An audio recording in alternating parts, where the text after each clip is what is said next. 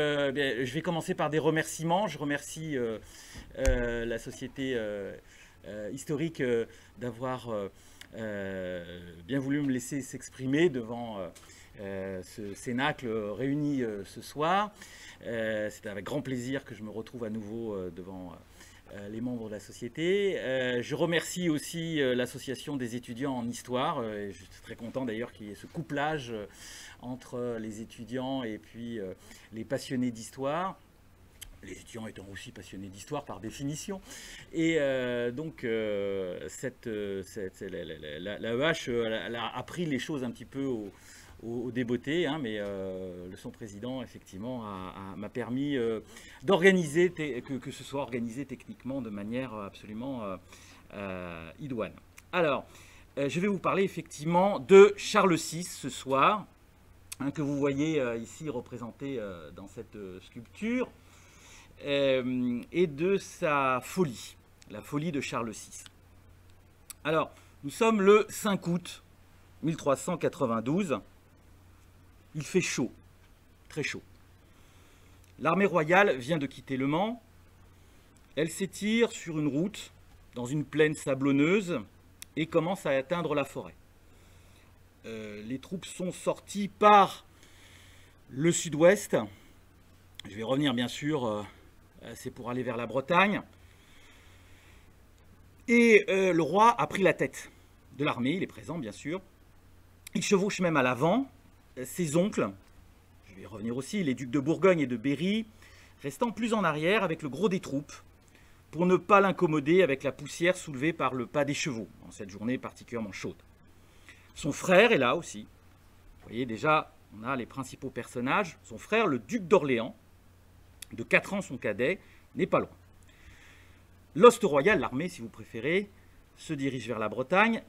Stéphane l'a évoqué, l'expédition a pour but de combattre le duc breton Jean IV, qui est rétif à l'autorité monarchique depuis plusieurs décennies.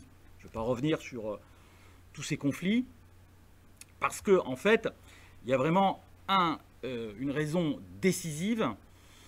Celui-ci, le duc, vient de donner refuge à un seigneur de l'ouest du Maine, coupable d'un crime de lèse-majesté. Qui est ce seigneur? C'est Pierre de Cran, qui était un baron de l'ouest du Maine, qui a des relations d'ailleurs aussi avec le duc de Bretagne, et qui était employé à la cour depuis plusieurs années. Mais il venait d'en être écarté. Et qu'a-t-il fait? Eh bien, il a tenté, le 13 juin précédent, d'assassiner le connétable, hein, qui est le grand officier, un des grands officiers de la couronne. Il s'appelle Olivier de Clisson, Olivier V de Clisson, lui aussi seigneur de l'Ouest, connétable, pour qui Charles VI avait beaucoup d'affection. Ses oncles de Bourgogne et de Berry, il faut le savoir, les oncles du roi, hein, ont tenté de dissuader leur neveu d'une guerre contre la Bretagne. Hein, et d'ailleurs, il y avait eu des négociations sur d'autres thématiques auparavant, et les oncles avaient joué un rôle important dans ces négociations. Hein, donc ils étaient assez réticents à cette guerre, mais l'entourage du souverain, nous y reviendrons, a poussé à cette expédition. Alors que se passe-t-il? Soudain, un homme excité et en haillons surgit du bois. Alors un bois près de la léproserie Saint-Lazare, on est donc sur la rive droite de la Sarthe. Donc cette léproserie se situait à peu près donc, au sud-ouest en sortant de la ville du Mans. Et donc cet homme arrête le roi en empoignant la bride de son cheval. Voilà, alors donc vous en avez ici une représentation par un sculpteur du 19e siècle, hein, je précise. Un sculpteur assez connu hein, qui s'appelle Antoine-Louis Barry, sculpteur animalier de style romantique, très intéressé par le Moyen-Âge. Donc c'est pas du tout étonnant qu'il se soit intéressé à cet épisode, même si certainement ici il en rajoute quelque peu, notamment sur le fait que le roi n'était probablement pas en armure. Et le mendiant hurle « Arrête, noble roi, ne passe outre, tu es trahi ». Alors évidemment, aussitôt, on éloigne l'intrus, mais on le laisse poursuivre ses vociférations à distance pendant une trentaine de minutes. La marche reprend sous le soleil, la torpeur s'empare des hommes, Charles VI demeure songeur, un page s'assoupit sur son cheval et lâche sa lance, c'est pas facile à dire, qui tombe sur le casque d'un autre membre de l'escorte. Sur cette représentation, donc qui cette fois-ci est du XVe siècle, hein, sur cette miniature, ça semble être le personnage qui est un peu à gauche, vous voyez, qui est en train de s'assoupir là, et on voit que les lances sont toutes droites, il y en a une qui penche. Hein, bon, alors, ça tombe donc sur le casque d'un autre soldat. Le souverain à ce moment-là est surpris par la brutalité du son, il sursaute, il tire son épée et se met à en frapper les deux pages incriminés et tous ceux qui l'entourent en criant « Sus, sus aux traîtres, ils veulent me livrer ». Et puis il s'en prend aussi, à ce moment-là, à son propre frère, Louis d'Orléans, qu'il poursuit. Heureusement, celui-ci parvient à s'échapper. Voilà. Alors, l'escorte du roi est stupéfaite.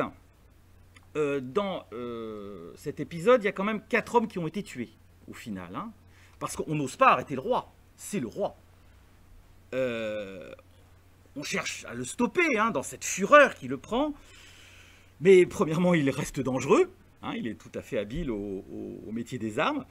Et puis, personne n'ose s'en prendre à la personne sacrée du souverain. Ça aussi, j'y reviendrai, c'est évidemment très, très important. Alors, peu à peu, quand même, ça a duré manifestement une demi-heure à peu près. Hein. Son état d'agitation extrême s'atténue. Et donc, on a profité de son épuisement progressif pour le maîtriser. Alors, cette représentation du XVe siècle est insérée dans les chroniques de Froissart. Toutes les chroniques ne parlent pas de cet épisode de manière aussi détaillée en le représentant. Les chroniques de Froissart sont des... Froissart était plutôt un chroniqueur hostile à la monarchie des Valois. Donc, ce n'est pas étonnant que cette représentation apparaisse. Parce que sinon, c'est évidemment un petit peu le blackout. Hein, c'est quelque chose dont on ne parle pas. Et donc, ici, la représentation, par certains côtés, peut apparaître relativement fidèle. Je ne vais pas m'étendre là-dessus, mais les miniatures, il faut beaucoup s'en méfier. Hein. Là, c'est fait à peu près un siècle après. Hein, donc, les armures ne sont pas celles de l'époque, etc. Mais, par exemple, vous voyez que donc, le souverain, c'est celui qui brandit son épée. Hein, ça semble correspondre au témoignage de l'époque. Et un des soldats s'est apparemment lancé à califourchon sur son cheval et l'a ceinturé par derrière. Voilà, et donc a réussi à interrompre le massacre. Et puis ensuite, comme on l'a ceinturé, on a réussi à l'allonger au sol où il est resté prostré. Voilà. Alors évidemment, l'expédition est annulée. Les oncles, vous allez voir, ils jouent vraiment un rôle très important, hein, décident qu'on rentre à Paris. On arrête les frais. Je vous montre l'autre enluminure du XVe siècle également, un siècle après, hein, c'est la même chose. D'une autre chronique, celle d'Enguerrand de Montrelet, qui lui aussi est assez hostile à la monarchie des Valois. Et là, sur celle-ci, on voit Louis d'Orléans, en haut, à gauche, pourchassé par son frère. Hein, donc c'est assez représentatif. Et, là, alors, Charles VI est armé d'un épieu, on dirait une scène de chasse. Hein, c'est vraiment, il fait la chasse de son frère. Et puis au passage, en dessous, vous avez représenté dans l'escorte Isabeau de Bavière. On y reviendra, hein, c'est son épouse. Elle a un rôle, évidemment, dans toute cette histoire qui a des relents très familiaux. Au passage aussi, j'ai oublié de le dire pour la représentation précédente, mais on voit la ville du Mans, hein, donc en haut à droite, et puis, pardon, je suis allé trop vite, voilà, on la voit également, peut-être encore mieux, hein, sur cette première miniature. Alors, le roi ne reconnaît plus personne. Il est... oui, il ne reconnaît plus personne. Hein, il reste muet, en état de collapsus. Et après cette première crise de démence, hein, c'est la première, hein, il demeure dans cet état 3 jours. Mais il a retrouvé ensuite ses esprits. Au bout de 3 jours, ça s'est arrêté. Alors, quelles sont les explications qui sont mises en avant à ce moment-là par les membres de la cour?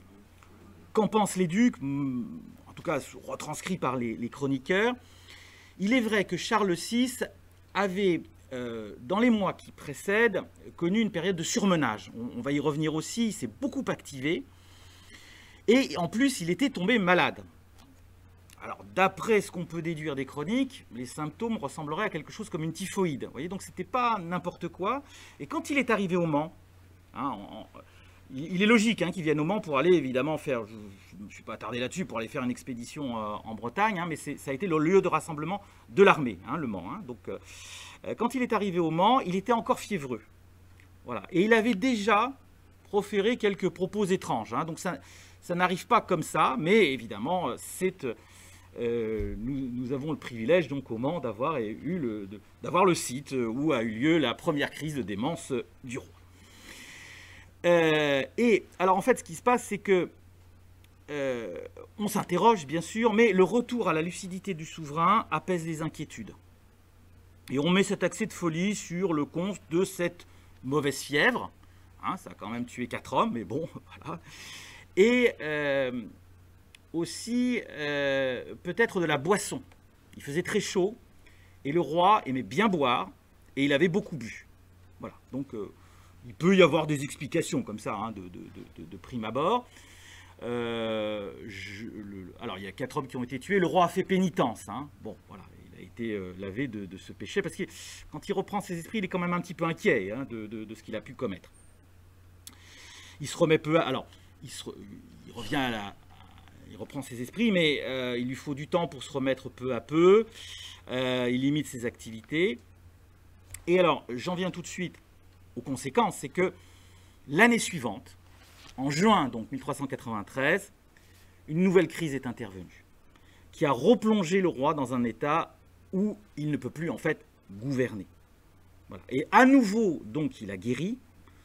Mais la santé mentale de Charles VI, une santé finalement intermittente à partir de 1392-1393, crée une situation complètement inédite et provoque d'ailleurs un changement de gouvernement propice aux appétits de ses oncles, les ducs de Berry et de Bourgogne.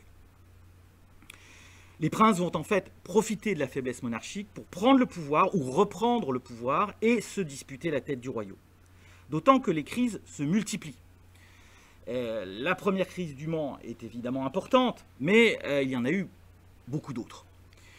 Et le règne de Charles VI, alors tout à l'heure on a dit, il avait effectivement pris le pouvoir personnellement, je vais y revenir 4 ans auparavant, mais il était sur le trône, il était devenu roi à la mort de son père, Charles V, en 1380.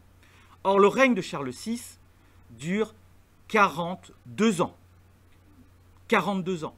C'est-à-dire que sur ces 42 ans, vous avez 12 ans de lucidité, d'un règne à peu près d'un règne normal, mais ensuite, donc, 30 ans de règne avec un roi fou, ou fou de manière intermittente.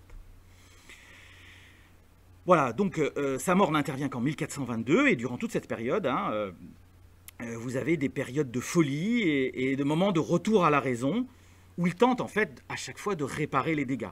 Ce qui, vous pouvez l'imaginer, est particulièrement perturbant. Ça a dû être d'une très grande souffrance psychologique. On compte, d'après les chroniqueurs toujours, à peu près 42 rechutes. Donc vous voyez, c'est quand même énorme. Et disons qu'à partir de 1400, dans les chroniques, les choses deviennent floues. C'est-à-dire qu'on ne sait plus très bien si on est en période... disons que jusqu'en 1400, pendant donc à peu près 8 ans, on sait exactement à quelle date il a eu ses rechutes. Mais à partir de 1400, on ne sait plus très bien quand ça se produit. En revanche, on a des éléments, des témoignages qui permettent de savoir à quel moment il est malade et à quel moment il est en phase de lucidité. Voilà. Mais quand est-ce que ça commence, quand est-ce que ça finit, c'est beaucoup plus difficile de le dire. Et ce long règne de souffrance psychique donc s'accompagne d'un délitement politique qui passe à partir de 1407 à peu près par une guerre civile entre les Armagnacs et les Bourguignons, donc on retrouve les Armagnacs, mais aussi les Bourguignons, et puis la reprise de la guerre de Cent Ans. Je vais y revenir, dans une période d'accalmie, et donc c'est une des causes de la reprise de la guerre au détriment de la France à partir de 1415. Alors, après tout, on a connu des chefs d'État fous. Pour citer Paul Deschanel, qui a dû démissionner. Mais l'option d'une démission ou d'une abdication pour Charles VI, là aussi je vais un petit peu détailler ça, elle est finalement à peu près inenvisageable. Elle n'est pas totalement inenvisageable, mais de fait, ça ne s'est pas produit. Il est resté au pouvoir jusqu'à sa mort, au pouvoir sur le trône jusqu'en 1422. Je ne l'ai pas dit non plus, mais disons que dans les 10 dernières années, il est à partir de 1412, il est dans un état où, disons qu'on ne discerne plus très bien les moments de lucidité, les moments de difficulté. Disons que il commence à s'enfermer un petit peu dans un monde intérieur, et d'ailleurs on le protège beaucoup jusqu'à la fin. Il est en bonne santé jusqu'à la fin, bonne santé physique je veux dire. Il est mort assez brutalement, mais jusqu'à la fin, jusqu'en 1422, il vit un peu dans un monde à part. Enfin, les 10 dernières années, il est un peu hors circuit, en quelque sorte. Voilà, alors, premier argument qui fait qu'il est inenvisageable qu'il abdique. Il est roi sacré. Voilà, je rappelle que ce n'est pas le sacre qui fait le roi de France, mais le sacre confirme qu'on a bien affaire à celui qui a été désigné par Dieu pour être roi par la grâce de Dieu, roi de droit divin. Et par ailleurs, le caractère sacré du roi le rend intouchable. Je rappelle tout à l'heure l'épisode, la difficulté à s'emparer de lui, on ne doit pas toucher le roi. Bon. C'est-à-dire que donc, le sacre qui a été effectué en 1380 le désigne comme souverain voulu par Dieu. Par ailleurs, ni lui, je vais y revenir aussi, il a été très bien éduqué pour être roi. Et ni lui, donc ni les princes qui l'entourent, ses oncles, son frère, n'ont été éduqués dans l'idée qu'il puisse se démettre de ses fonctions. La puissance, on est en pleine guerre de Cent Ans, mais la puissance de la monarchie des Valois a atteint à ce moment-là un maximum, au moins en matière théorique, et donc le pouvoir se veut, j'allais presque dire absolu, on n'est pas encore dans l'absolutisme royal, mais se veut très étendu, et c'est un pouvoir personnalisé. Voilà. Donc peut-être même plus que dans n'importe quel autre pays européen. Voilà. Par exemple, en Angleterre, il serait probablement plus envisageable que le roi puisse être démis de ses fonctions. Mais en Angleterre, la monarchie n'a pas le caractère sacré qu'elle a en France. Voilà. On a aussi d'autres exemples de souverains qu'on a forcés à l'abdication, déjà au XIIIe siècle, et au XIVe c'est arrivé. Mais alors, il faut pour ça l'intervention d'un personnage important qui est le pape. Seul le pape, en fait, peut démettre un souverain. Ça s'est fait au XIIIe siècle, quand il y a eu les conflits entre les papes et l'empereur d'Allemagne, Frédéric II. Mais c'était pour cause de tyrannie. On considérait que Frédéric II était un tyran, donc on avait... les papes avaient prononcé son éviction du trône, sans d'ailleurs parvenir à l'obtenir réellement. Il y a un roi de Portugal aussi qui a été évincé, parce que, alors là pour le coup, il était... effectivement, il avait des problèmes mentaux au profit de son frère, mais voilà, c'est un roi de Portugal, j'ai envie de dire, c'est pas le roi de France. Un comte de Hainaut, le Hainaut c'est dans le nord de la France, à la frontière entre la France et la Belgique. Guillaume de Hainaut a à peu près la même période, entre 1358 et 1388, lui aussi, il est incapable de gouverner, et on l'a écarté, effectivement. Mais c'est un comte. Voilà. Pour la monarchie française, c'est véritablement un problème. Par ailleurs, c'est une folie qui a un caractère assez particulier, parce qu'elle n'est pas permanente, Et le roi reprend les affaires, en quelque sorte, lorsqu'il est à nouveau lucide. Voilà, donc c'est une situation quasiment ingérable. Je vais vous donner un exemple du fait que les choses se poursuivent. Oui, alors, auparavant, rappelez aussi quelque chose, c'est que si on le faisait abdiquer, ça remettrait aussi en cause la ligne dynastique. C'est-à-dire, parce qu'il est marié, Charles VI. Il a une femme, Isabeau de Bavière. Il a des enfants. À cette date-là, il en a déjà 5. Et jusqu'en 1407, entre la première crise de folie et 1407, il en a encore eu 7 autres. Donc ça marche de ce côté-là. Et ça, c'est très important parce que c'est la succession. Et si on passe aux frères, on va changer de branche. On l'a fait déjà, c'est vrai, mais ça complique énormément les choses parce qu'il y a déjà des successeurs possibles. Alors, donc, la situation est complexe. Ce qui a rendu encore les choses plus complexes, c'est que malheureusement, beaucoup de ses enfants, ça arrive très fréquemment, sont morts avant lui. Un des fils qu'il a à ce moment-là est mort en 1401. Il venait juste d'avoir un fils au moment où il est tombé malade. Et il est mort en 1401, donc à un petit peu moins de 10 ans. Il y a eu ensuite un second dauphin, Louis de Guyenne, qui est né en 1397, mais qui est mort à 18 ans, en pleine guerre civile. Puis un troisième dauphin, Jean de Touraine, qui est mort à peu près au même âge aussi, à peu près dans la même période. Et donc, le fameux Charles VII, qui a succédé ensuite à son père, en 1422. Charles VII, c'est celui de la fin de la guerre de 100 ans, du redressement final. Charles VII, c'est le survivant, en quelque sorte, de toute cette fratrie, et c'est un des derniers nés, en 1403. Bon. Alors, il faut revenir pour comprendre cette folie à la jeunesse de Charles VI. Il y a quand même des éléments d'explication. Je dis des éléments d'explication, pas tous les éléments. En fait, si on veut essayer de comprendre, il faut rassembler plusieurs faisceaux d'explications. Et donc, ce qui est terrible, c'est que les débuts ont été assez réussis, en fin de compte. Alors, il est né en 1368, au moment du redressement militaire français. Je vous rappelle que la première phase de la guerre de 100 ans est désastreuse. La guerre de 100 ans dure de 1337 à 1453, mais au début c'est calamiteux. Défaite de Crécy en 1346, de Poitiers en 1356. En revanche, donc, son père, Charles V, qui est roi à partir de 1364, et donc jusqu'à son décès en 1380, avait mené la reconquête de l'Aquitaine, expulsé les Anglais du royaume. Les choses allaient beaucoup mieux. Charles V a aussi fixé les règles successorales dont je viens de parler il y a un instant. Et donc, il a accordé à son aîné, au dauphin, au futur Charles VI, toute son attention. Et notamment, il a fait très attention à son éducation qui est très soignée, même si on sait par les chroniqueurs, encore une fois, que l'enfant était assez remuant.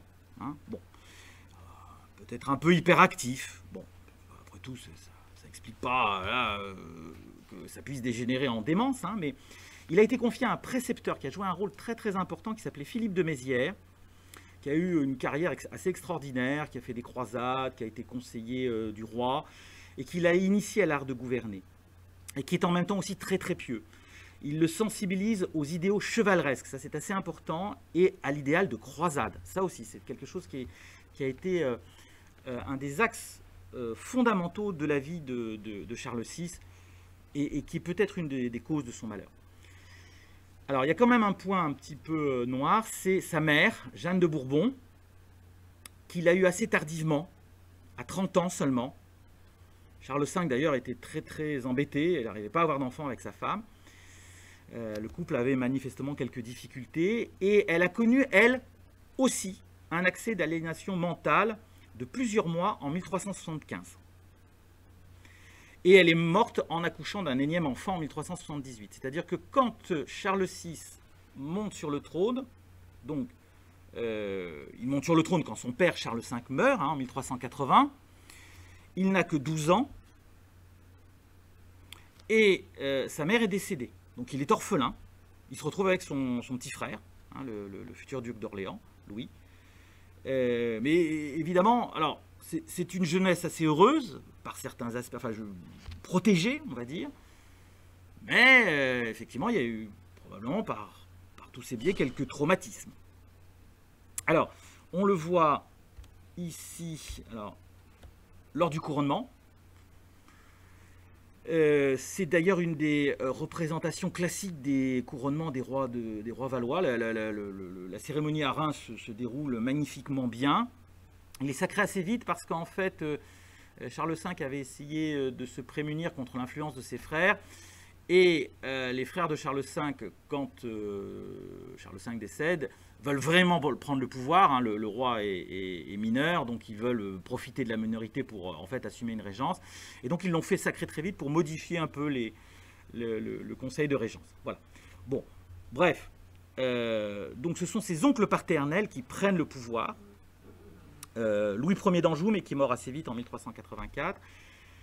Philippe de Bourgogne, duc de Bourgogne, et Jean, duc de Berry, donc qui assure la régence, après avoir écarté les conseillers de Charles V. Donc il y a déjà eu à ce moment-là un changement du personnel politique.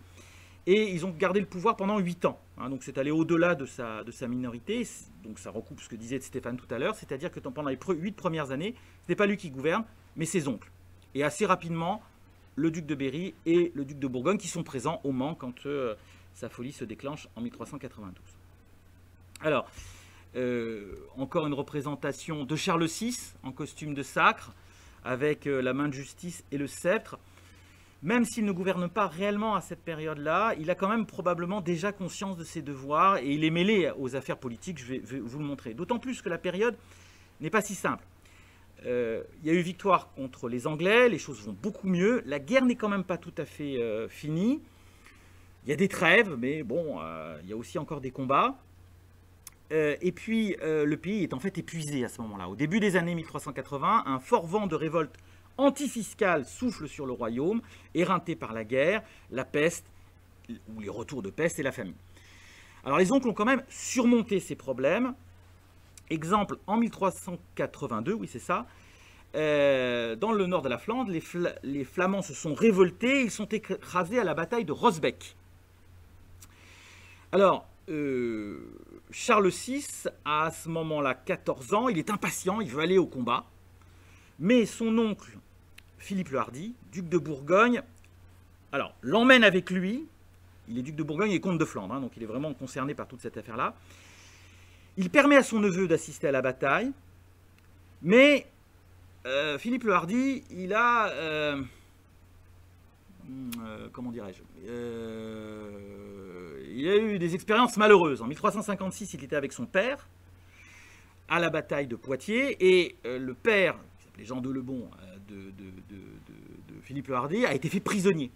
Voilà. Donc l'exposition du roi a abouti à un véritable désastre. Le roi a été capturé, etc. Donc on ne sait jamais, Philippe le Hardi préfère garder son neveu Charles VI à l'arrière. Et on le voit d'ailleurs sur cette représentation ici. Vous voyez, le roi, on le voit à droite, au fond. Hein, il a un casque en or, très proche. On l'a retrouvé, son casque en or, dans les fouilles au Louvre. Hein. Bon, bref, donc il est au fond là. Et il y a un de ses accompagnants, celui qui porte l'étendard de Montjoie-Saint-Denis, qui d'ailleurs le regarde, hein, qui le surveille pour pas qu'il aille au devant et se mêler au combat et que ça tourne mal. Voilà. Donc il est présent, il aurait aimé participer un peu plus au combat, surtout que c'est une très belle victoire.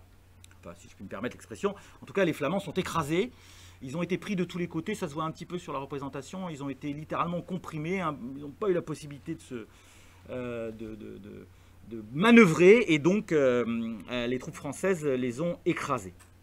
Donc il est très content, Charles VI, de ce succès, même s'il aurait aimé participer un peu plus. Et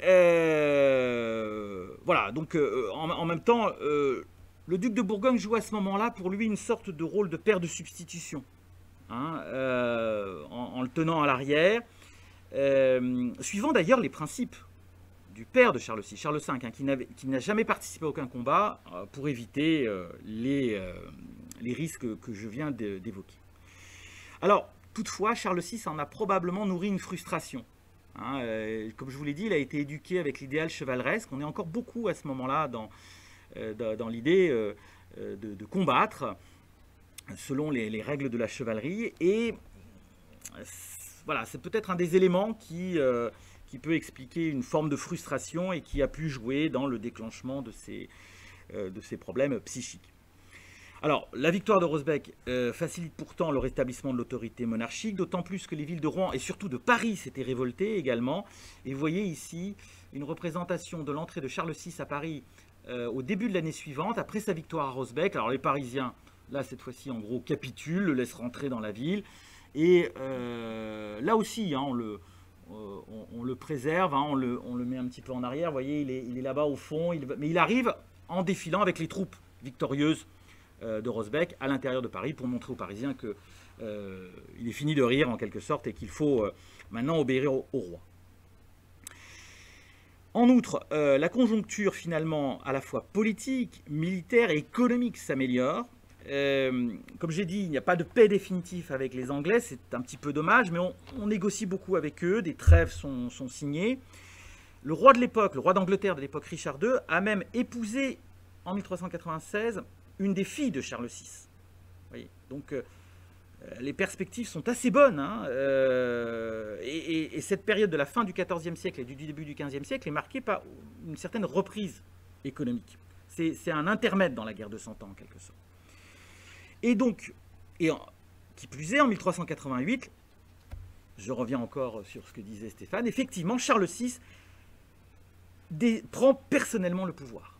Là, voilà, alors là, il demande à ses oncles, respectueusement, mais leur demande poliment, mais fermement, chers oncles, de me laisser la place, et il leur demande de pouvoir gouverner seul.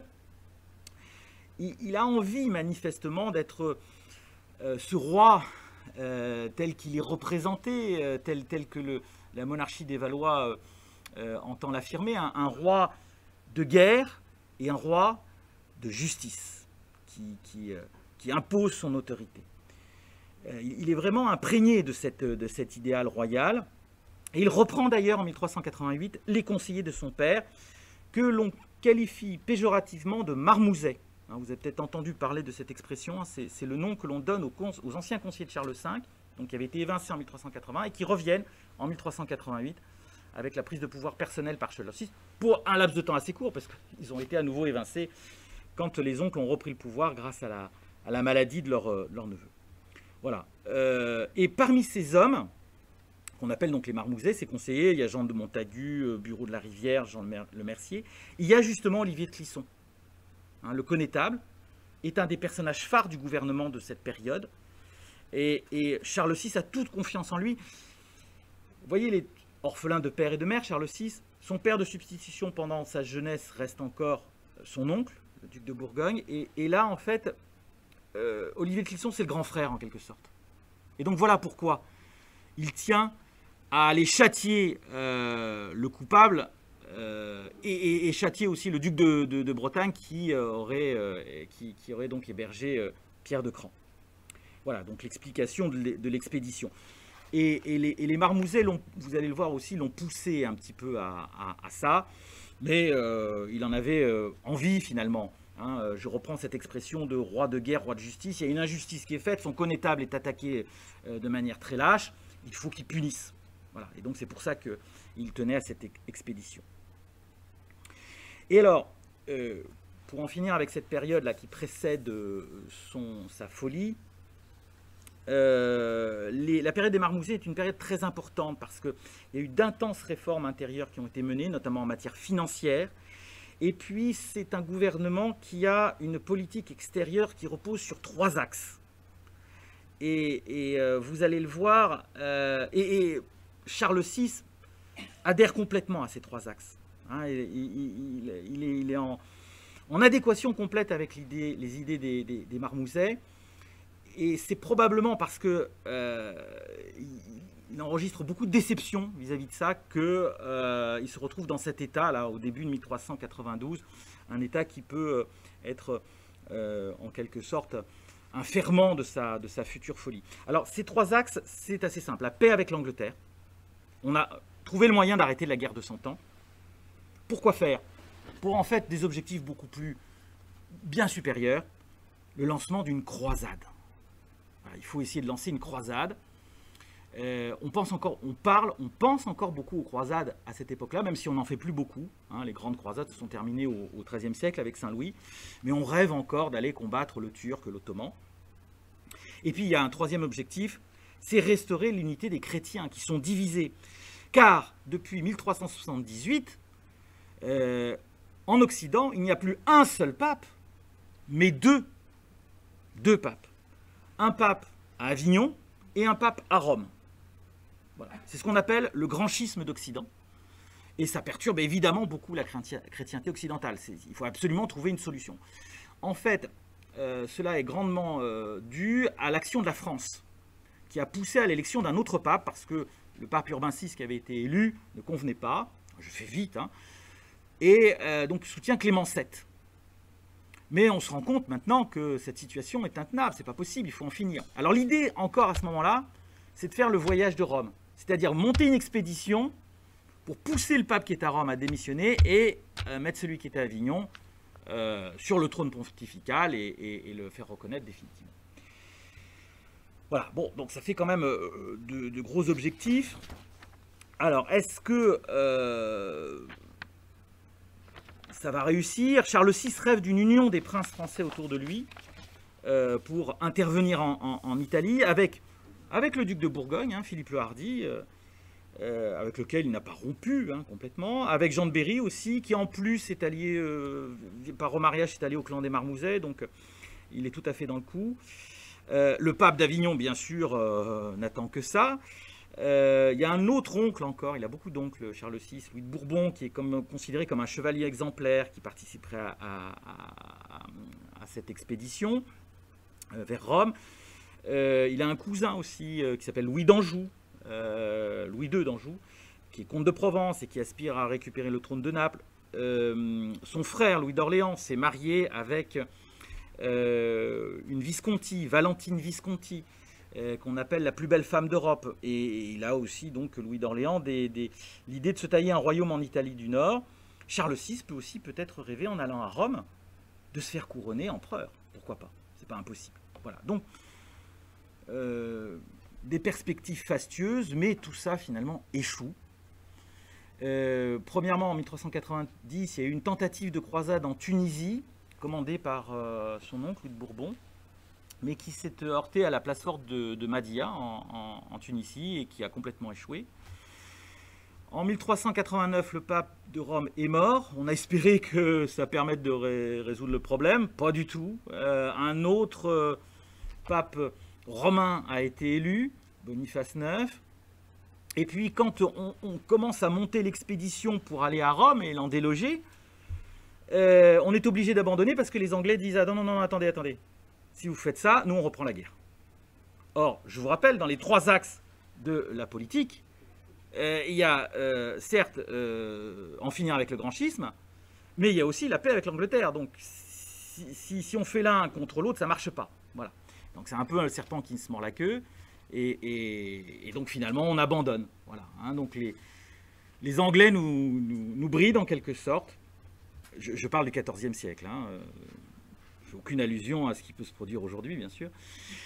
Et donc, nul doute que l'esprit inquiet de Charles VI est profondément déçu hein, de ces échecs qui montrent les limites d'une monarchie qui dirige pourtant un pays en reconstruction à ce moment-là. Hein. Les choses vont mieux, mais ça doit engendrer donc des frustrations que le roi espère oublier dans les plaisirs de la cour, dont le faste est à cette époque déjà assez important, et qui s'est exprimé par exemple au cours de son mariage avec Isabeau de Bavière, hein, une princesse, comme son nom l'indique, bavaroise, allemande, et aussi le mariage de son frère en 1389 avec la milanaise Valentine Visconti, dont j'ai déjà parlé.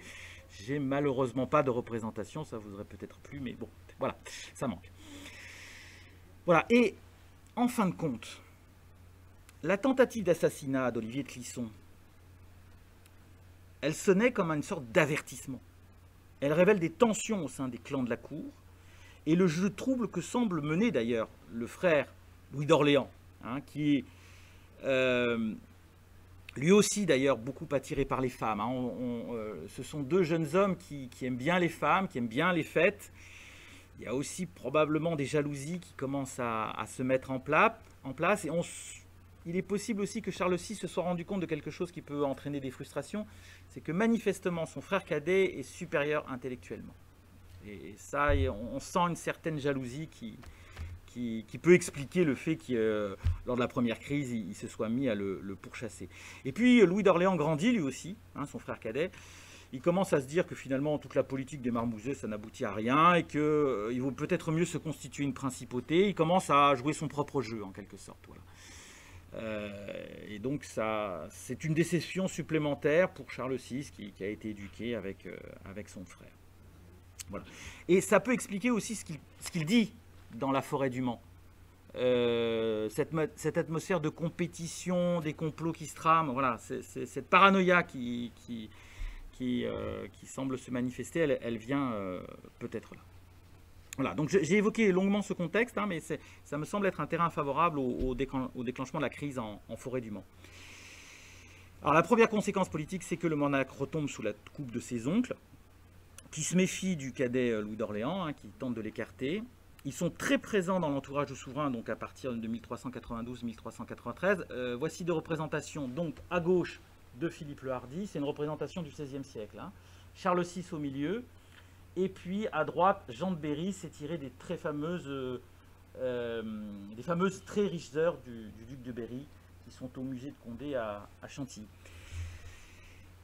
Très présent donc dans l'entourage du roi. On a des représentations ici dans le livre de Pierre Salmon. Je vais vous en parler de ce personnage. Ici, on est à l'hôtel Saint-Paul à Paris, et vous voyez en haut à gauche le roi. Il y a Pierre Salmon devant lui, agenouillé, et puis à droite, probablement Jean de Berry et Jean sans peur. Il y a plusieurs représentations, là c'est la même chose, un dédicace du livre de Pierre Salmon, avec à droite Jean sans peur et Louis d'Anjou. Voilà, donc là c'est un cousin, mais enfin les oncles sont très présents, ils reprennent les rênes du gouvernement. Et la plupart des conseillers royaux sont désormais, les Marmousets ont été écartés, hein, des fidèles du duc de Bourgogne. Et c'est le cas justement de ce Pierre Salmon, hein, qui rédige le livre d'où sont issus les enluminures et qui est lui-même représenté sur les enluminures en train de donner son livre au roi. Pourquoi? Parce que alors c'est un secrétaire du roi et qui est très très proche du souverain durant toute cette période, pendant à peu près une bonne dizaine d'années. Et le roi aime beaucoup l'interroger. On le voit d'ailleurs ici sur cette enluminure en train de lui poser des questions. Vous avez le roi donc, qui est sur son lit avec à droite Pierre Salmon. Et donc en fait le livre, c'est un livre de réponse aux questions du roi. Voilà. Et Pierre Salmon, qui sait bien écrire, est allé jusqu'à rédiger un ouvrage complet pour donner des réponses plus précises au roi. Ce qui nous permet d'ailleurs au passage de connaître les questionnements de Charles VI durant cette période. Et questionnements qui peuvent refléter les doutes qui agitent sa pensée. Il s'interroge par exemple sur ce que doivent être les mœurs et les conditions du roi pour satisfaire Dieu. Comment doit se comporter le roi? Vous voyez, lui-même se pose ces questions sur son comportement. Est-ce que ça n'expliquerait pas ses difficultés? Le problème du choix des serviteurs, alors, qui est évidemment énorme dans cette période, hein, entre les différents clans qui choisirent, et puis quand il revient à la lucidité, certains ont fait des choses, il est obligé de réparer. Et puis des questions théologiques, bien sûr, sur la création, l'antéchrist, la place du diable, la place du malin dans tout cela, peut-être. Et puis des propos philosophiques sur la foi, la raison, l'espérance, tout de même. Voilà. Donc c'est un ouvrage très, très, très intéressant. Et les enluminures montrent aussi, d'ailleurs, le quotidien de ce roi fou, mais qui est fou, mais qui a aussi des moments où il peut discuter, vous voyez, dans sa chambre. On voit d'ailleurs au pied du lit des animaux, un chien et un singe. Il aimait beaucoup les animaux, et ça a peut-être joué un rôle dans les capacités à l'apaiser. On le voit aussi représenté fatigué et étendu sur son lit. Vous voyez, donc il y a différentes représentations. Alors, il paraît ici même blafard, hein, enfin bon, tous les visages de cette enluminure sont tous assez blancs. Mais si vous regardez bien, ça, il parle avec Salmon et il a son doigt levé. Et ça indique qu'il est suffisamment alerte pour poser encore des questions. Voilà. Donc même s'il est peut-être à des moments fatigué, il est capable de discuter. Voilà, dans son lit, en quelque sorte. Alors, j'en viens aussi cette fois-ci à une image beaucoup plus récente du 19e siècle, parce que le caractère particulier du roi fou a intrigué au fil des siècles. Et ce qui se passe à partir du 19e siècle, c'est que vous avez les progrès de la médecine. Et puis la remise en cause de la nature sacrée de la monarchie qui permettent de réinterroger en fait le cas de Charles VI. Voilà. Alors, la première fois où finalement on ose représenter l'anxiété du roi, c'est dans ce portrait. Hein, il me semble d'ailleurs que, si vous le regardez bien, on sent que ce personnage n'est pas tout à fait calme, intérieurement je veux dire, et alors que c'est un portrait officiel du règne de Louis-Philippe, hein, donc dans les années entre 1830 et 1848, hein, dû à un peintre encore romantique, médiévaliste, qui s'appelle Gillot Saint-Èvre. Et c'est donc dans les portraits des rois de France qui ont été réalisés sous Louis-Philippe et qui étaient accrochés donc, à Versailles. Et donc à partir de cette période-là, on transgresse le caractère sacré du roi, mais ceci dit, Louis-Philippe est le premier roi de France, pardon, roi des Français à ne plus être roi sacré. Donc on peut se permettre. Et à partir de là, Charles VI est devenu un personnage récurrent des livres d'histoire et des manuels scolaires. C'est une gravure du 19e siècle qui est très fréquemment utilisée. Et on va même plus loin. C'était sur l'affiche que vous avez réalisée, Monsieur Thieffry. Hein, c'est la folie de Charles VI en forêt. C'est une des représentations parmi plusieurs. En fait, le fameux épisode du moment où l'illuminé veut avertir le roi et provoque finalement par cascade la crise de démence, eh bien, cette représentation permet de faire un lien aussi entre le caractère illuminé du personnage qui intervient et la folie du roi, comme si un sort lui était jeté en quelque sorte. Voyez, hein, donc au XIXe siècle, on envisage ce genre de choses. Alors ceci dit, pour revenir au XIVe siècle, il y a bien sûr après ça, enfin, très peu de temps après l'épisode de la folie en forêt du Mans, l'affaire du bal des Ardents. Donc, je ne peux pas ne pas vous en parler.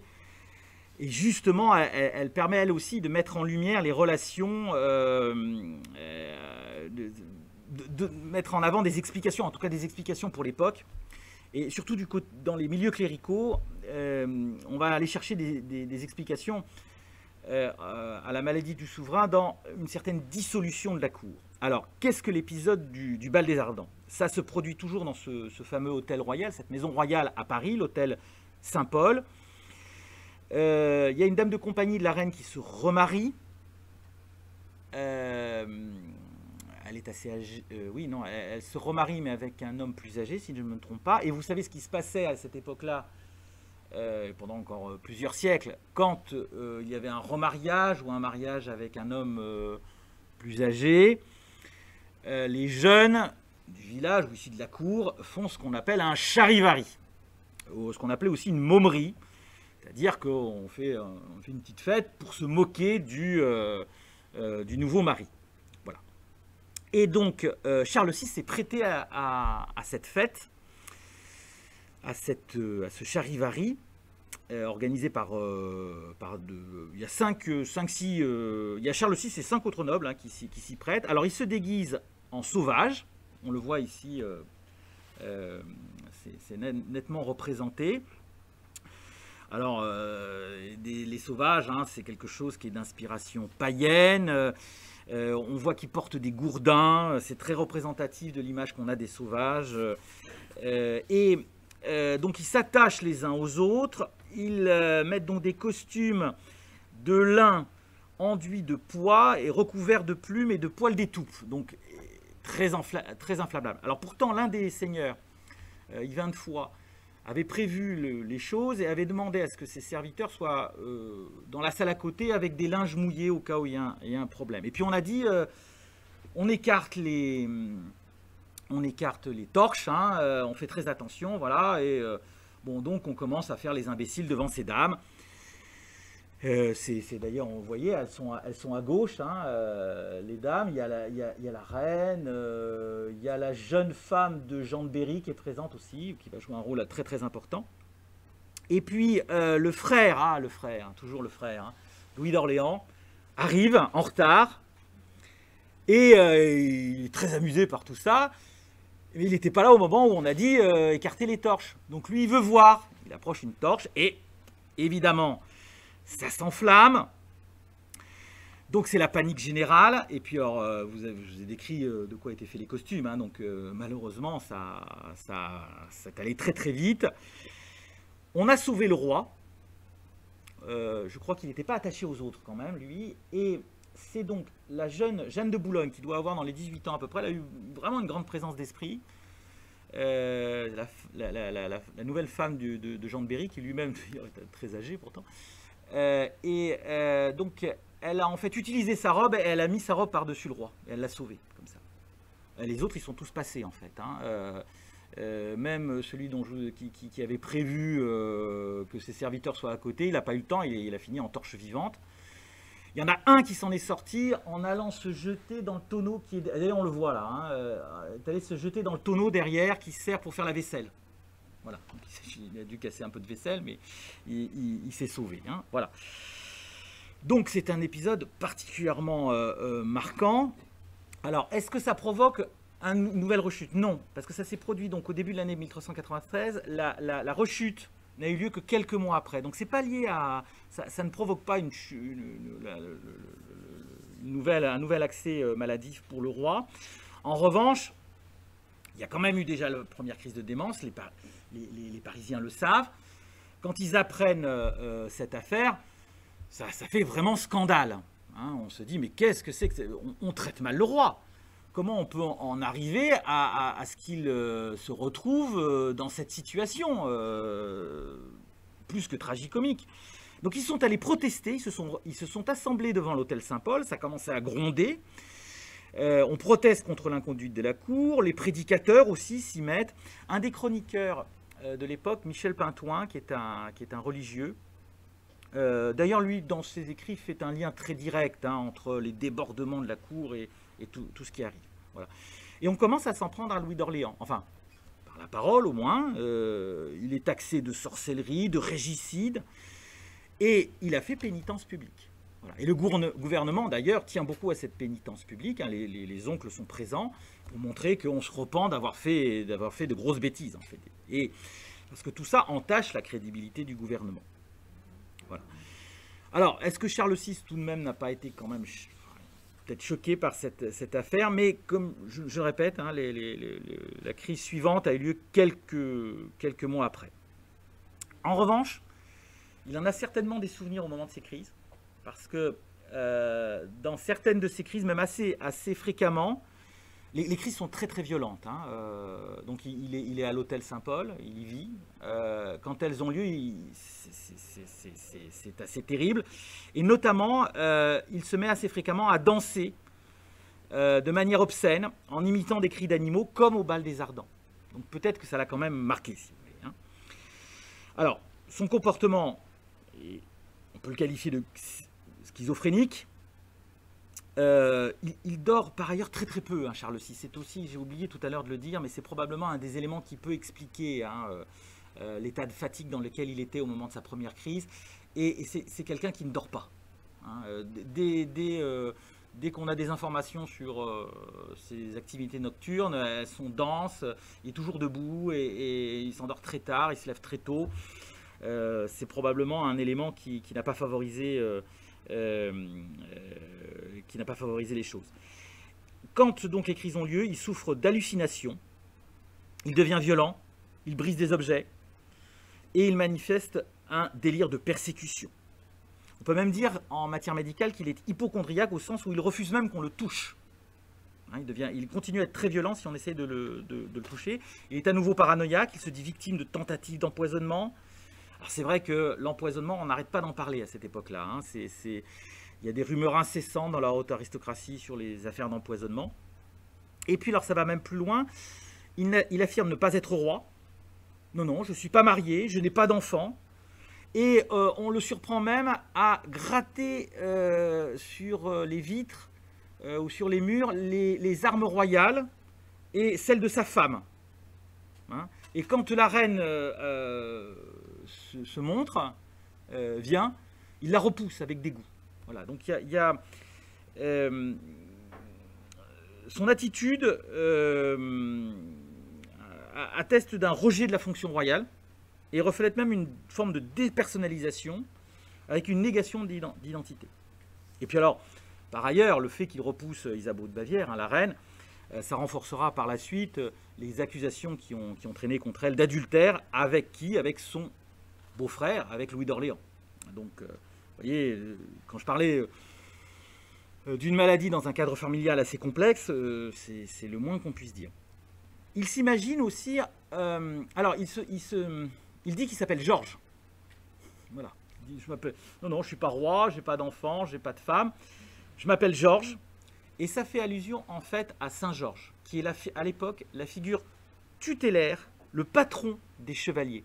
Alors aujourd'hui, Saint Georges est devenu le patron de l'Angleterre, c'est vrai, hein, mais c'est justement à cette période-là que ça a basculé, que du patron de tous les chevaliers, c'est devenu ensuite le patron des chevaliers anglais, spécifiquement. Voilà. C'est précisément à ce moment-là. Mais donc, là aussi, ça reflète ses obsessions.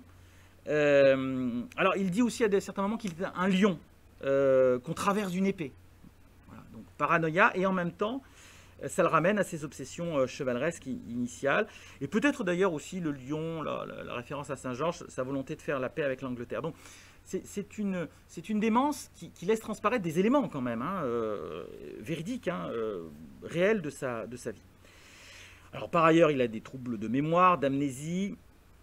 On le voit rester complètement indifférent, y compris à la mort de parents proches. Ça met encore une fois en exergue les rapports internes complexes à la famille des Valois. La seule qui arrive à le calmer, c'est Valentine Visconti. Elle joue aux cartes avec lui, et à ces moments-là, elle parvient à le calmer. Mais elle a été ensuite écartée assez rapidement, parce que, comme elle parvient à faire quelque chose, on l'accuse de lui lancer des sortilèges. Bon, enfin bref. Ça ira jusqu'en 1405 à un épisode où il refuse de se laver, de se raser, de changer de vêtements pendant 5 mois. Et alors là, encore une fois, hein, ces domestiques n'osent rien faire. Hein, c'est le roi, et que faire? C'est bien compliqué. Alors c'est vrai qu'avant sa maladie, il avait l'habitude, il préférait s'habiller de manière assez simple. C'est vrai qu'il aimait beaucoup les exercices sportifs, jouer avec les animaux, donc il aimait bien s'habiller de manière simple, d'accord. Mais là, il adopte une attitude évidemment qui pose problème. Alors au bout de 5 mois, finalement, on s'est résolu quand même à le forcer à prendre un bain et à changer de vêtements. Voilà. On sait par les chroniques que près de 74 médecins sont venus le consulter. Mais tous les traitements médicaux se sont avérés inefficaces. On ne sait pas trop hein, ce qu'on lui a fait comme traitement. À l'époque, en fait, vous le savez peut-être, hein, mais la médecine fonctionne selon la théorie des humeurs. Le sang, le flegme, la bile jaune, la bile noire, il doit y avoir un équilibre, et donc une maladie est le reflet d'un déséquilibre entre ces humeurs. Donc, pour certains, cette mélancolie, c'est les termes employés par les médecins de l'école, viendrait d'un échauffement de la bile noire qui passe dans le sang et attaque les méninges. D'autres disent, par exemple Froissart reprend cette théorie, mais non, c'est la bile jaune, ça provoque des frénésies. Bon, voilà, on ne sait pas trop. Il y a un grand respect des médecins, il ne faut pas croire. Certains sont dans le monde universitaire, le monde universitaire occupe une place importante dans les élites et dans l'espace intellectuel à l'époque. Et les chroniqueurs sont très respectueux de ce que disent les médecins. Ils nous donnent des informations, pas de manière assez précise malheureusement. Hein, et on sait que donc les médecins ont recommandé de la douceur, une surveillance discrète, une ville calme, une bonne hygiène. Ce qui explique hein, qu'on ait pu le maintenir aussi physiquement jusqu'en 1422. Il semblerait qu'une saignée à la tête a été pratiquée à un moment. On a essayé de faire ça. Voilà. On n'en est pas tout à fait sûr. Mais voilà, on s'est arrêté à ça. Hein. Après, on lui administre des sédatifs, probablement de l'élébore. Voilà. Et comme après 1412, comme je vous le disais, il n'a plus véritablement d'épisode aigu. Hein, il devient plutôt passif. On a quasiment tout abandonné.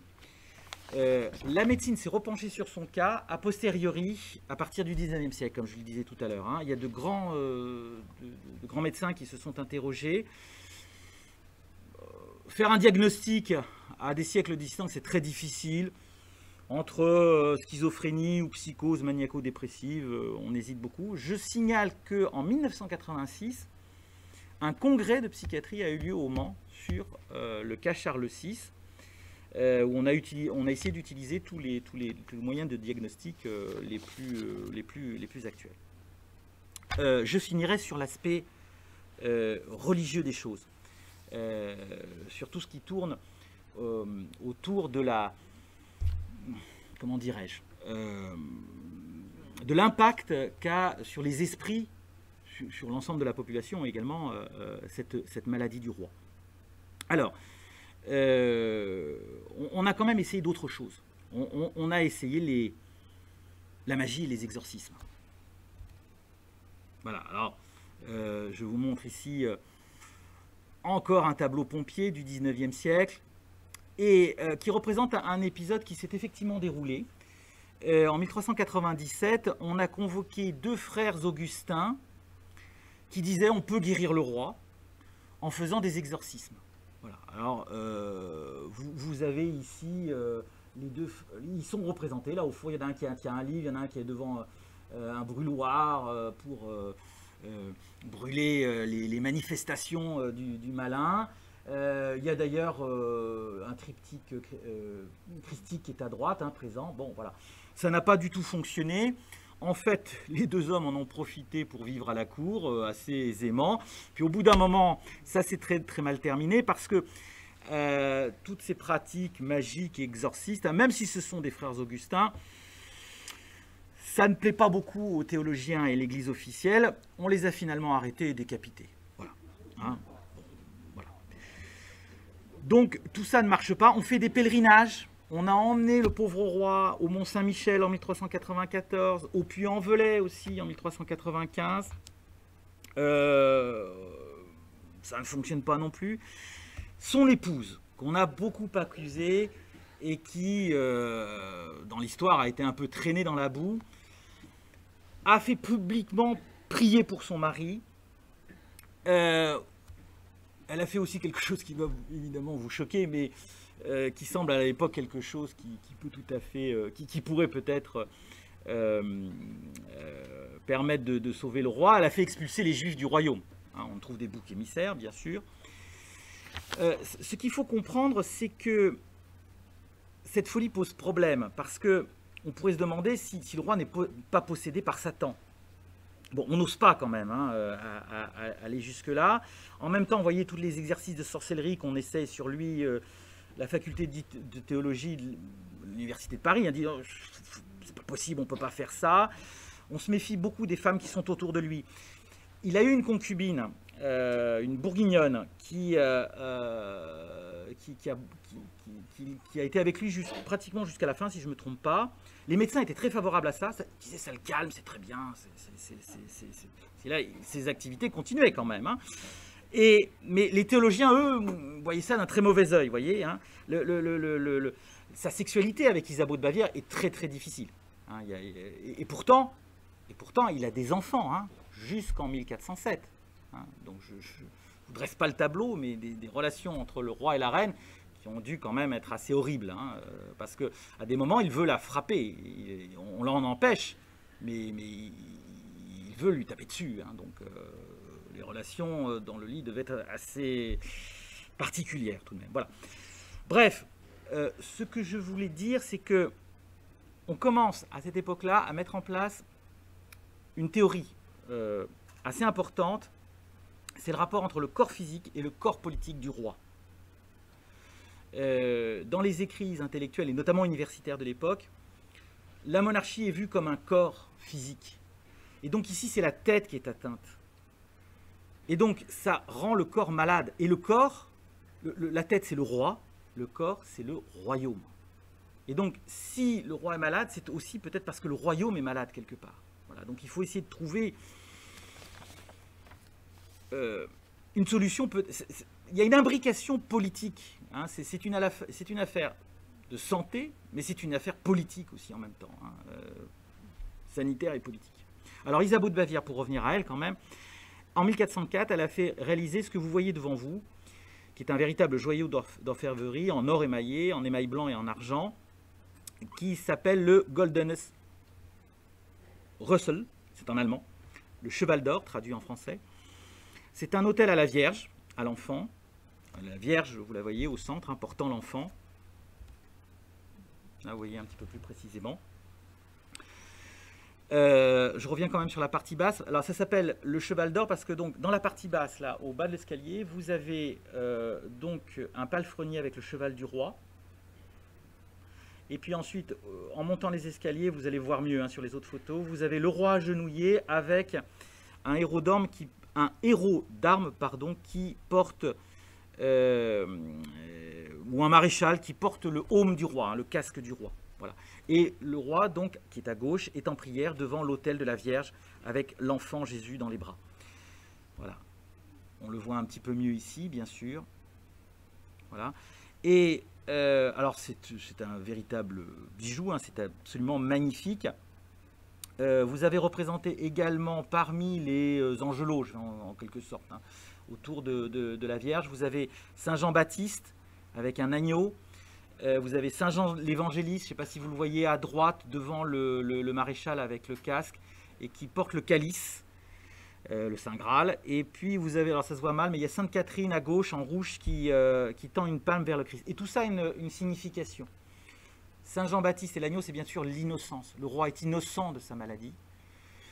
Saint Jean l'Évangéliste, c'est le lien bien sûr avec le Seigneur, avec le Christ. Il est innocent et en plus le roi ne veut que le bien. Il veut partir en croisade, il veut être un chevalier exemplaire, il veut être... et d'ailleurs ici, il vient en armure, en chevalier, et son maréchal porte son casque, son cheval l'attend dehors. Il veut être ce qu'on dit, on appelle ça en latin le miles Christi, le chevalier du Christ. Voilà. Donc comment ce roi qui se veut tant exemplaire, dont le début de règne d'ailleurs a été exemplaire en fin de compte, peut en venir à être malade. Voilà. Donc la reine espère par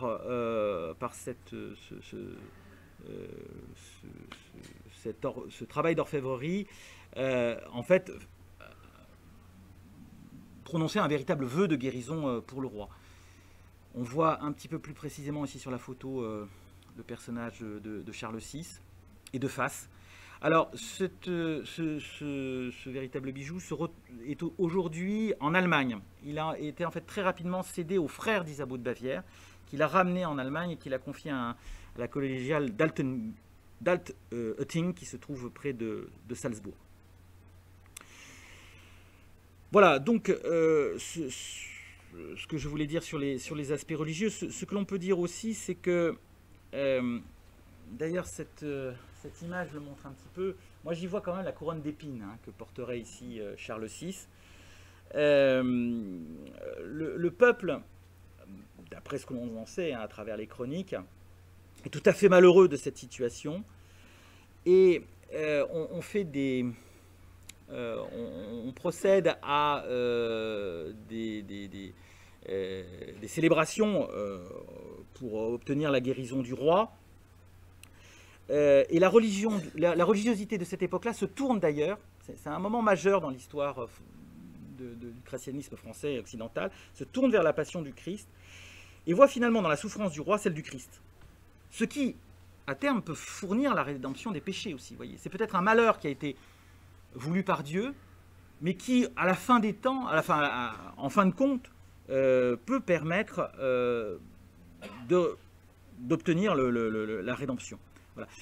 Charles VI agit presque, ça peut expliquer ça, la pérennité de ce règne étrange. C'est un peu comme s'il était un totem protecteur pour le peuple. On assiste à des explosions de piété, à des processions régulières pour lui. Alors cependant, la guerre va bientôt reprendre, puisque, alors, on passe d'abord par une guerre civile. En 1407, Louis d'Orléans est assassiné. Ça s'est très mal terminé pour le cadet du roi, à l'instigation du fameux Jean sans Peur, qui est le fils de Philippe le Hardi. Donc, si vous avez suivi, Philippe le Hardi, c'était l'oncle du roi. Jean sans Peur, en fait, c'est un cousin germain. Bon. En 1404, l'oncle, le duc de Bourgogne, Philippe le Hardi, est mort. Et c'est son fils qui lui a succédé, mais il n'est que le cousin germain. Et donc, la concurrence de Louis d'Orléans est maintenant trop forte. Louis d'Orléans, c'est le frère du roi. Bon.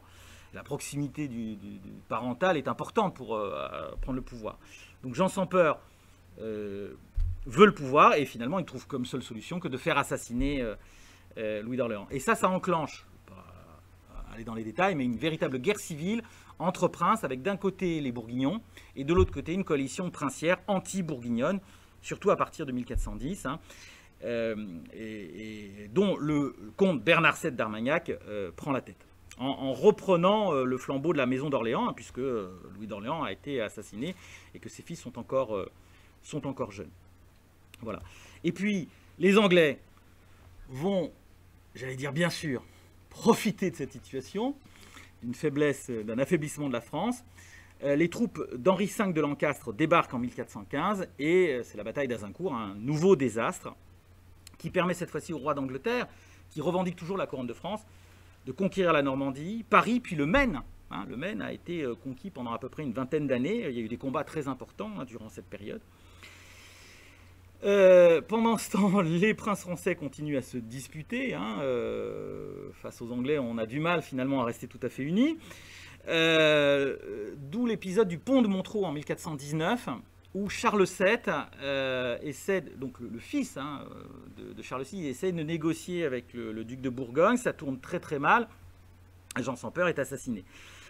Donc du coup, les Bourguignons en veulent définitivement à la monarchie des Valois, ou tout du moins à Charles VII spécifiquement. Et le successeur de Jean sans Peur, Philippe le Bon, s'est ensuite tourné vers les Anglais. Et on aboutit ainsi au fameux traité de Troyes, Troyes, bien sûr, en 1420, qui est un véritable désastre, pour les Valois en tout cas, puisque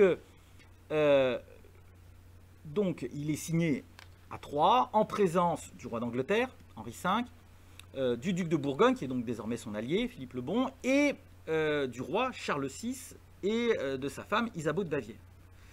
Et donc tout le monde signe ce traité qui prévoit donc que le futur Charles VII est déshérité. Il ne peut pas devenir roi. Et à la place, donc, est prononcée la fille de Charles VI, une des filles de Charles VI. Vous voyez, il a eu beaucoup d'enfants, ça a été important. Une de ses filles, Catherine, est mariée à Henri V, et l'enfant né de ce mariage deviendra à la fois roi d'Angleterre et roi de France. C'est un moment très important parce que si le traité de Troyes avait pu effectivement entrer complètement en vigueur, on aurait eu une double monarchie. La France et l'Angleterre auraient été unies sous un même roi. C'est peut-être une solution finalement entre nos deux pays, je ne sais pas, il faudra peut-être y réfléchir. Bon, je ne crois pas, mais pour revenir donc à l'époque, résultat, c'était un traité désastreux parce qu'en fait ça coupe la France en deux ou en trois. Il y a désormais une France anglo-bourguignonne au nord de la Loire et une France qui résiste en quelque sorte autour de Charles VII, de celui qu'on va appeler péjorativement le roi de Bourges au sud de la Loire, puisqu'il s'installe à Bourges, dans le palais de son de son grand-oncle Jean de Berry, qui est décédé entre-temps. Voilà, donc une France partagée jusqu'à ce que Jeanne d'Arc arrive en 1429 et permette de reprendre le dessus sur les Anglais. Pour finir, pour véritablement conclure, il y a effectivement un lien, vous voyez, me semble-t-il, entre cet épisode de Folie du Roi, enfin cet épisode, ce qui s'est passé dans la forêt du Mans en 1392, mais aussi bien sûr les 30 années qui ont suivi, et effectivement la construction de l'État au XIVe siècle et maintenant au XVe siècle. Parce que, comme je le disais initialement, cette construction de l'État a provoqué une personnalisation du pouvoir que Charles VI finalement n'a peut-être pas supporté. C'est peut-être une des raisons fondamentales qu'on pourrait avancer qui expliquerait sa maladie. Alors que pourtant, toute son éducation poussait à assumer ce rôle. Vous voyez ? Voilà. Et de toute façon, on voit bien que la disparition de l'autorité centrale, enfin son évanouissement par le fait que le roi n'est plus en capacité de gouverner, reporte en fait sur les princes qui sont dans son gouvernement les enjeux de contrôle de ce gouvernement et enclenche une guerre civile et le retour des Anglais. Voilà, donc c'est vrai quand même un certain enchaînement logique. Je peux vous montrer quelques représentations de tout ça, j'y ai pas pensé. Là, on voit une enluminure qui vous montre le fameux conflit entre les Armagnacs et les Bourguignons. C'est encore une chronique plutôt pro-bourguignonne, c'est même pro-bourguignon, hein, parce que vous voyez à gauche le loup d'Orléans qui s'approche de la couronne, qui veut s'emparer du gouvernement, sous le dé royal, c'est la représentation de l'autorité monarchique, et le lion de Flandre qui, d'un coup de patte, repousse le loup d'Orléans. Ici, la bataille d'Azincourt, dont je parlais il y a un instant, 1415. On commence à avoir des uniformes dans les armées. Et donc, vous voyez à droite les soldats anglais qui sont en train de l'emporter avec la croix de Saint-Georges, rouge sur fond blanc. Hein, c'est constitutif du drapeau de l'Union Jack, du drapeau britannique. Alors qu'à gauche, à l'époque, l'uniforme français, c'est une croix blanche, mais aussi, en fait, la croix de Saint-Georges sur fond rouge. Et puis, alors, pour finir, sur ce pauvre roi, la représentation de son cortège funèbre en 1422 quand il s'éteint. Et même ici, alors c'est reconstitué, hein, c'est le tombeau de Charles VI et d'Isabeau de Bavière, hein, côte à côte à Saint-Denis. Sauf qu'à la Révolution, vous le savez probablement, hein, tout ça a été cassé, donc c'est un dessin de reconstitution en quelque sorte. Alors, je termine, j'ai été trop long. En 1422, quand Charles VI meurt, donc le nord de la France est entre les mains des Anglo-Bourguignons, les Français sont à Paris, les Anglais sont à Paris. Logiquement, effectivement, le roi d'Angleterre a toutes les manettes en main. Il n'y a plus que Charles VII qui essaye de résister au sud de la Loire. Les Anglais remportent encore quelques victoires. Mais la conjoncture a été encore folle, puisque lorsque Charles VI meurt, son gendre Henri V d'Angleterre est mort 3 mois auparavant. Et donc, celui qui aurait pu porter cette double couronne s'appelle Henri VI, mais il a à peine 1 an. Donc en fait, du côté français, vous avez Charles VII, qui va finalement l'emporter grâce à Jeanne d'Arc, et il y a d'autres éléments aussi qui expliquent sa victoire finale. Mais Charles VII, lui, il a le problème de sa légitimité. Sa mère elle-même a signé un traité où elle dit qu'il n'est pas le successeur légitime de son père. En gros, ça veut dire, c'est pas le fils de son père. Enfin, c'est incroyable. Donc, il y a ce pauvre Charles. Mais de l'autre côté, les Anglais sont aussi quand même en difficulté, finalement, un peu heureusement, parce que ils ont bien un roi disponible, mais c'est une minorité. Alors là aussi, hein, d'ailleurs, les oncles du roi se partagent la régence. Il y en a un à Bedford pour la France et puis un autre pour l'Angleterre. Voilà. Donc ça explique que dans les années 1420 jusqu'à l'arrivée de Jeanne d'Arc en 1429, les choses restent encore très très flottantes. Hein, voilà. Peut-être heureusement, parce que sinon nous serions anglais. Voilà, j'en ai terminé.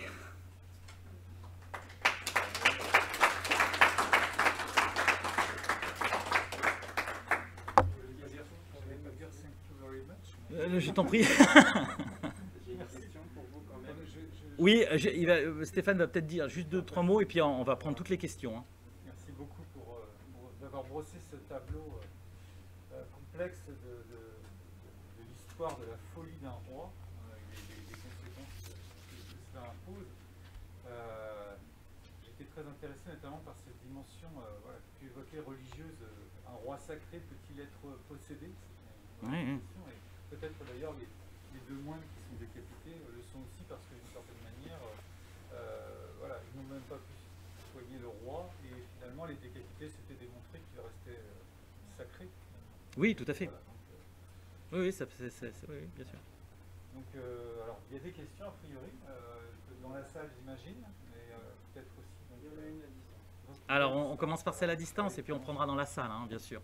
La question est, Charles VI est conscient de toutes les démences qu'il a vécues. Est-ce qu'il est conscient des démences? Ah oui, tout à fait. Les témoignages indiquent que lorsqu'il revient à l'esprit, il reprend ses esprits, eh bien, il se rend compte de ce qui s'est passé.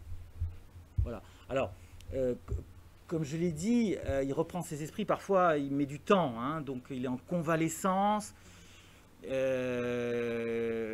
Alors il y a une manière en fait de résoudre les problèmes, comme par exemple les meurtres qu'il a commis quand il a eu sa première crise de démence, c'est de faire pénitence. Bon voilà, l'Église est là, hein, pour trouver à raccommoder les choses. Mais en revanche, il se rend bien compte, effectivement, au moins dans les années 1390, que ces absences provoquent des complications dans le gouvernement du royaume, parce que certes, c'est plutôt le duc de Bourgogne qui gouverne jusqu'à sa propre mort en 1404, mais Louis d'Orléans commence à pousser de plus en plus ses pions, et donc au Conseil, ça se passe de plus en plus mal, et il s'en rend compte. En revanche, effectivement, les 10 dernières années, non, il ne se rend plus compte de rien. Mais parce qu'en fait, on le met à l'écart, hein, on le protège en quelque sorte. Et la période intermédiaire a dû être terrible, certainement. Jusqu'au moment où il fréquente encore la reine, où ça se passe quand même pas très bien, manifestement. La reine s'en va, elle va voir son beau-frère. Quand Louis d'Orléans est assassiné dans les rues de Paris, en 1407, en fait, il sort de chez la reine. Alors, évidemment, ça a renforcé encore les accusations. Et puis, il a certainement été quand même encore en capacité de se rendre compte que tout ça tournait à la guerre civile. Mais jusqu'au début des années 1410. Puis après, voilà. Des questions dans la salle.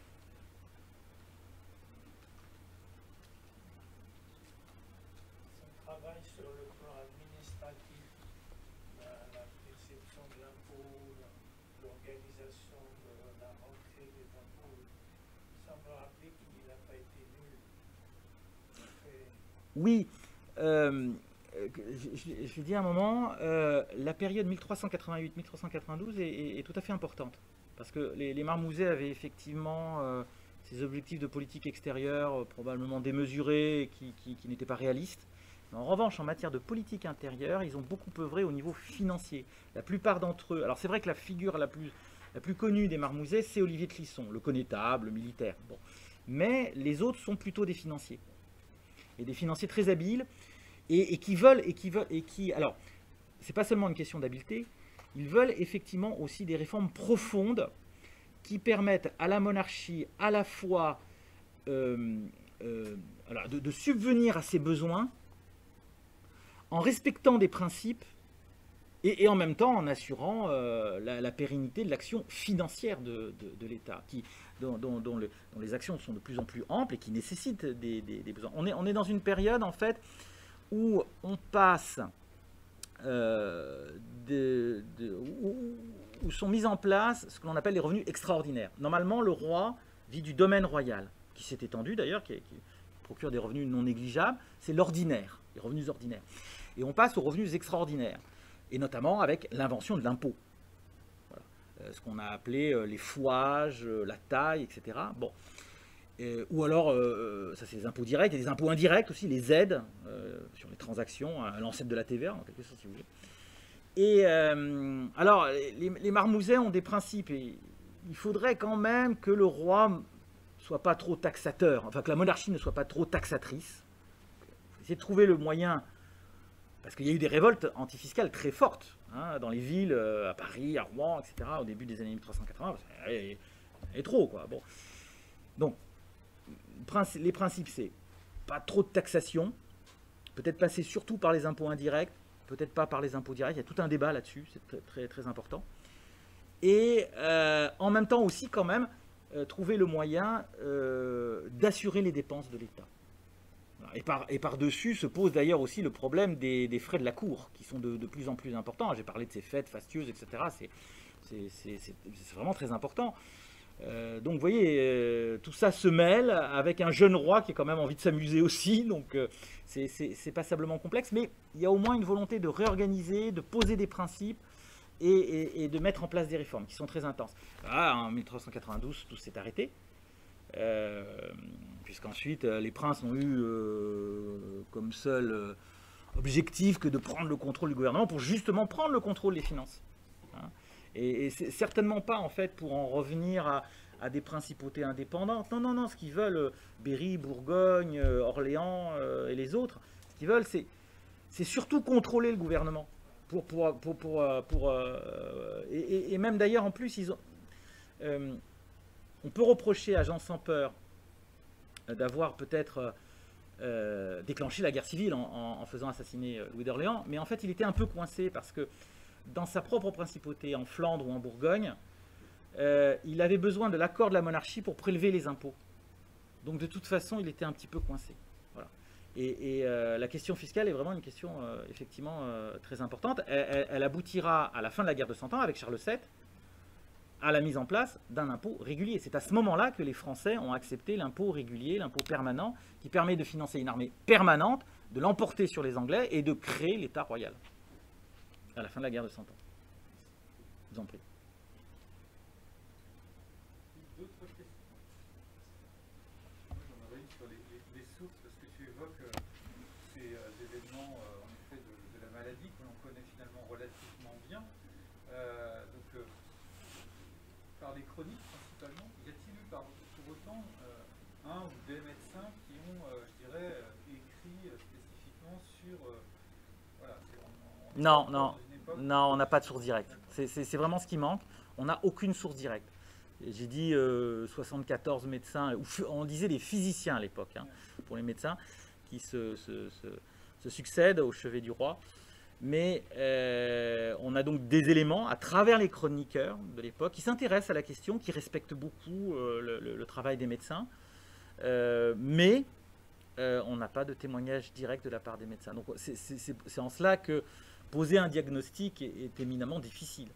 On peut subodorer beaucoup de choses. Je vous dis, il y a eu un colloque ici, il y a de ça 30 ans, qui a amené à des discussions intéressantes, mais on ne peut pas avoir un avis définitif en quelque sorte. Parce que déjà à la base, on n'en avait pas à l'époque.